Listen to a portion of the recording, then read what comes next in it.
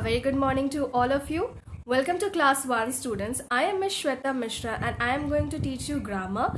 But before that I would like to ask you all that please watch this video as many times as you want, and if you are having any doubts in the video you can note it down in your copy and then you can ask your class teachers and they will definitely help you out. They will solve your problems, okay? And please do attend classes because attending classes is very important. It will be beneficial for all of you.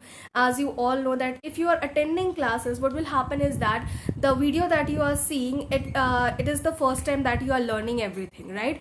And when you are learning when you are attending the classes, it will be the second time, so you will better understand the topics. So please do attend classes because the studies that are going on in the classes are also very important. So I request all my students and the parents that please do attend classes, students, and your parents I will request that please make your ward attend the classes. So thank you students. So let's start with our today's topic. In grammar we are going to study about, first of all, let's start with the general instructions that how the sentences are formed. So in grammar, first of all, we are going to study chapter number 16, the sentence. Okay, so in this chapter we are going to learn first of all what is word. As we all know that when we are talking about a sentence, it cannot be completed without words, because we know a sentence is formed with words only, right? And how are the words formed? The words are formed with alphabets. As we all know that there are 26 alphabets, there are 26 letters in English alphabet, right? Like A, B, C, D, E, F. So there are from A to Z 26 letters in English alphabet, and all the letters are very important. So if we are not arranging the letters in a proper way, so it cannot form a word, and if we will not have words, we will not have sentences as well. So first of all, let's see the definition of word, students. What is word? A word is a group of alphabets arranged in a way that makes complete sense. Okay, now this is a group of alphabets, the letters. Okay, it is making sense. Like if we are arranging the CAT, it becomes cat, right? But if we are just writing A, okay, just a minute. If we are writing ACT, it is act.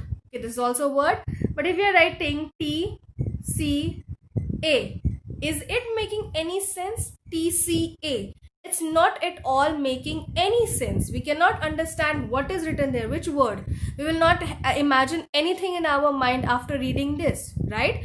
So the words should be arranged in a proper way to make a meaningful, the letters should be arranged in a proper way to make a meaningful word. Okay, because without arranging it in a proper way, we cannot form a word. So a word is very important to form a sentence also. So let's see the definition one more time. A word is a group of alphabets arranged in a way that makes complete sense. Example, CAT becomes cat, BOOK becomes book, and if we are seeing more words like COPY becomes copy, PENCIL becomes pencil. So like that, there are so many words that we are using, right? And like now I'm speaking and I'm using so many words with you all, because all the words are combining and making sentences, and you are understanding why, because they are making sense, right? Now let's what we have done. Now moving to the definition of sentence. What is sentence? So let's see. A sentence is a group of words that make complete sense. As I have told you, if words are not there, sentences cannot be formed. So word is a group, a sentence is a group of words that makes complete sense. Okay, like example, I go to school. Now here 4 words are written there and they're arranged in a way that it is making a sense, right? But if we will write the same sentence in a different way, okay, right now you can see, you can understand that I go to school, right? You can understand the meaning. But if I will write this sentence as like school, SCHOOL, school, I to go, you will not understand anything. School, I to go, what is that? You will not understand anything about it because the words are same. You can see in that sentence I is also there, then go is also there, to is also there, and school is also there. The words are same, but in this one the words are not arranged properly, right? You can see the words are not arranged properly, and that is why it's not at all making any sense. So in sentence the words should be arranged in a proper way to make complete sense. Okay, like in words the letters should be arranged in a proper way to make complete sense. So in sentence the words should be arranged in a proper way to make a complete sense. Now let's see the examples. I go to school, I play in the playground, we love to eat mangoes, she likes to dance, she is going to the park, we are playing, she is eating, Ram is studying. So all of these sentences are making sense because the words are arranged properly. Okay, now let's see some of the features of the sentence, students, that is compulsory for a sentence. If we do not use it, the sentences will always become wrong. Okay, so what are the features of sentences? Starting with the first one, everyone look here kindly. A sentence always starts with a capital letter and usually ends with a full stop. Now, whenever you are writing a sentence, students, you will see that all the sentences will always and always start with a capital letter. Okay, and it can usually end with a full stop. It's not compulsory that all sentences ends with full stop only. It is that some of the sentences ends with full stop, but it always starts with a capital letter. Like you can see here, Shruti lives in Patna. You can see the red letter I have highlighted. That is a capital one in Shruti S, right? And at the last there is a full stop, right? Now you can see she is a good player. In she S is capital and at the last there is a full stop. Now we study in a school. You can see in VW is capital and at the last there is a full stop. Now you can see that all the sentences are starting with a capital letter and it is also ending with a full stop. Now full stop is not compulsory because there are sentences which are having different things to end with, but it is compulsory to start with a capital letter. So this is the first feature of sentence, students, that is compulsory for a sentence writing, is that it should always start with a capital letter and it can usually end with a full stop. Okay, moving to the next feature of sentence, students, let's see. Okay, now every sentence must have a doing word. Okay, now we know what is doing word, the words that tell us that there is a work going on there, right? So these words are known as doing words. The words that tell us that a work is going on are known as doing words, right? So every sentence should have a doing word. Okay, now you can see she goes to the market. Here the doing word is that goes, because we all know that she is going to the market. What is she doing? She goes to the market. The work done by she goes to the market. Now boys are playing cricket. Now playing is a work, right? So playing is a this is a doing word, so it is present in the sentence also. The sentence is correct.